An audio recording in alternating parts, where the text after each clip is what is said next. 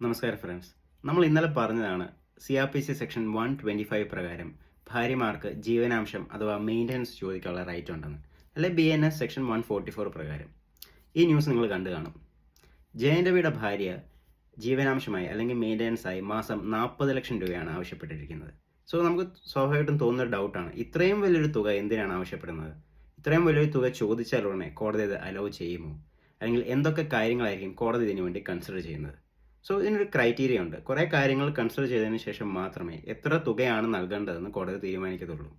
അത് പറയുന്നതിന് മുമ്പ് വേറൊരു കാര്യം, ഇങ്ങനൊരു നിയമം അഡ്വാൻറ്റേജ് ആയിട്ടുണ്ടെന്ന് കരുതി പല കേസുകളും ഇപ്പോൾ പുതുതായിട്ട് വരുന്നുണ്ട്.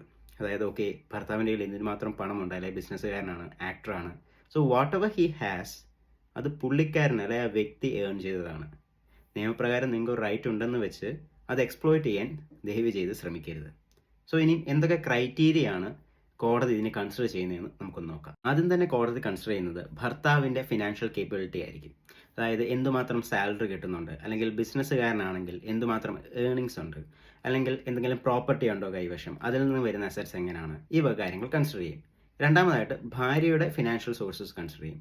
ജോലിയുള്ള സ്ത്രീയാണോ, അതിൽ നിന്ന് എന്തുമാത്രം വരുമാനമുണ്ട്, അല്ലെങ്കിൽ മറ്റെന്തെങ്കിലും പ്രോപ്പർട്ടിയോ അസറ്റ്സോ ഉണ്ടോ, ഈ വക കാര്യങ്ങൾ കോടതി കൺസിഡർ ചെയ്യും. മൂന്നാമതായി രണ്ട് കൂട്ടർക്കും ഏതെങ്കിലും തരത്തിലുള്ള ഹെൽത്ത് ഇഷ്യൂസ് ഉണ്ടെങ്കിൽ അതിന് എത്ര രൂപ മാസം ചെലവ് വരും, ആ വക കാര്യങ്ങളും കോടതി കൺസിഡർ ചെയ്യാവുന്നതാണ്. അതുകൂടാതെ തന്നെ കുട്ടികൾ എത്ര പേരുണ്ട്, ഇവരുടെ കസ്റ്റഡി ആർക്കായിരിക്കും, അതിന് എന്തുമാത്രം എക്സ്പെൻസ് വരും, കുട്ടികളുടെ വിദ്യാഭ്യാസമാണെങ്കിലും അവരുടെ ആരോഗ്യ സംരക്ഷണത്തിനാണെങ്കിലും മാസം എന്തായിരിക്കും ചിലവ്, ഈ വക കാര്യങ്ങൾ കോടതി കൺസിഡർ ചെയ്യാവുന്ന ഒരു കാര്യമാണ്.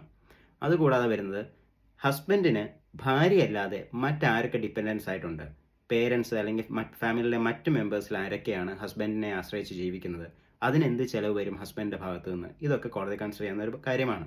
ഇത് കൂടാതെ തന്നെ എന്ത് കാരണത്താലാണ് ഭർത്താവിൽ നിന്ന് മാറി താമസിക്കുന്നത്, അല്ലെങ്കിൽ പിരിയാൻ എന്താണ് കാരണം എന്നും കോടതി കൺസിഡർ ചെയ്യും.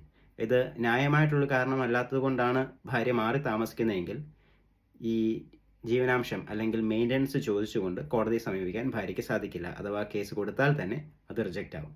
സോ ഈ വക മേൽപ്പറഞ്ഞ കാര്യങ്ങളെല്ലാം കൺസിഡർ ചെയ്തിട്ടായിരിക്കും കോടതി ഇതുപോലൊരു കേസിൽ വിധി പറയുന്നത്.